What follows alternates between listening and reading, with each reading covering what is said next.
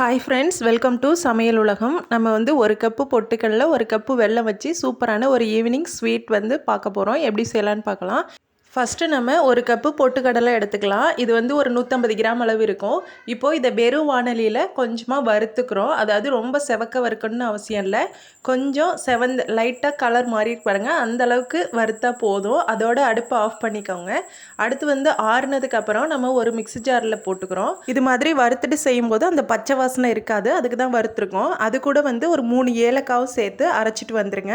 அதாவது நல்ல மாவு மாதிரி நைஸாக இருக்கணும். நல்லா பாருங்கள் எந்தளவுக்கு நைஸாக இருக்குன்னு. இந்த அளவுக்கு அரைச்சிட்டு வந்ததுக்கப்புறம் அதை தனியாக வச்சுக்கோங்க. அடுத்து ஒரு வாணலியில் நம்ம ஒரு கப்பு வெல்லம் சேர்த்துக்கிறோம்.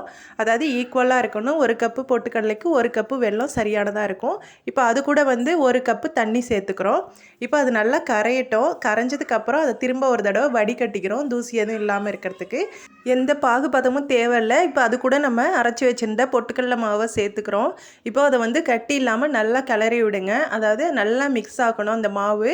நல்லா விடாமல் நம்ம ஒரு மீடியம் ஃப்ளேம்லேயே வச்சு இது மாதிரி கிண்டிகிட்டு இருந்தோம் அப்படின்னா நல்லா அந்த மாவு வெந்து வருது பாருங்கள். இந்த அளவுக்கு வெந்து வரும்போது நம்ம வந்து ஒரு 2 ஸ்பூன் அளவு நெய் சேர்த்துக்கிறோம். அதாவது அந்த இதில் வந்து ஒட்டாமல் வரும். அதுக்காக தான் ஒரு 2 ஸ்பூன் நெய் சேர்த்துட்டு நல்லா கிளறி விடுங்க. மீடியம் ஃப்ளேம்லேயே ஒரு 4லேருந்து 5 நிமிஷம் இது மாதிரி நல்லா கிளறிட்டு இருந்தீங்க அப்படின்னா அந்த கடாயில் ஒட்டாமல் வரும். அந்த அளவுக்கு வந்ததுக்கப்புறம் நம்ம நெய் தடவுன ஒரு தட்டில் வந்து கொட்டி ஆற வச்சுக்க வேண்டியதான். பாருங்கள், சூப்பராக ஒட்டாமல் வந்திருக்கு. இதே நான்ஸ்டிக் கடாய்னா நல்லா ஒட்டாமல் வர தெரியும். இப்போது ஒரு நெய் தடவுன தட்டில் நம்ம அதை கொட்டிக்கிறோம். கொட்டிட்டு நல்லா பரப்பி விடுங்க. இப்படி தடவி விடும்போது நமக்கு வந்து மட்டமாக செய்கிறதுக்காக தோசை கரண்டி மாற்றிருக்கோம். இந்த அளவுக்கு நல்லா தடவி விட்டுக்கோங்க. திரும்பவும் வந்து ஒட்டிட்டு வருது அப்படின்னா மேலே ஒரு ஸ்பூன் அளவு நெய் விட்டுட்டு இப்போ நல்லா தடவி விடுங்க. நல்லா மட்டமாக நல்லா தடவி விட முடியும்.